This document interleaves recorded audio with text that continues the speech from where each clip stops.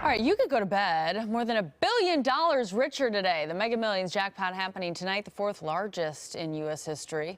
There have been 29 consecutive drawings without a winner, and the odds of winning, by the way, 1 out of 302 million.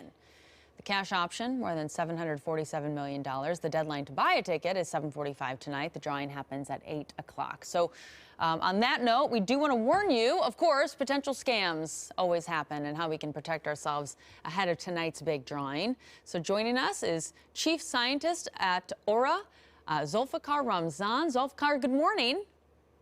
Good morning. So talk a little bit. I mean, what are some of the most common lottery scams we need to be on the watch for?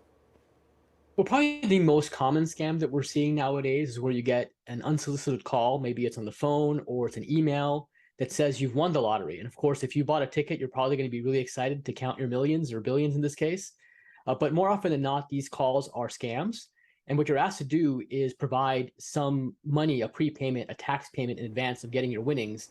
And of course, after you pay your initial tax payment, the scammers are often running and spending your money before you have a chance to realize what happened. Oh, it happens so quickly. I mean, so how do we protect ourselves? What are some of the red flags?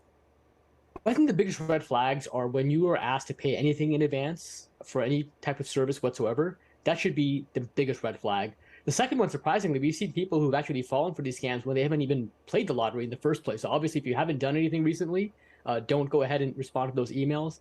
But generally speaking, when you're talking about people online, whether it's a phone call or an email, never trust the other person. You never know who they could be or where they could be coming from. And if it's too good to be true, it probably is. All right, all right. And I mean, kind of rounding this out here, what are some ways that we can protect ourselves against scammers as we move ahead? In this case, I think an ounce of prevention is worth a pound of cure. The reality is once you've fallen victim, it's too late. So it's important to take a step back, think about who you're interacting with in the physical world or over phone. And of course, there are great technologies out there you can download onto your computer to protect you against digital threats all the time.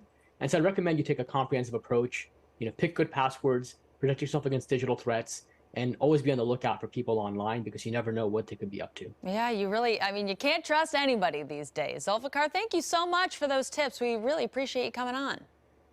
My pleasure.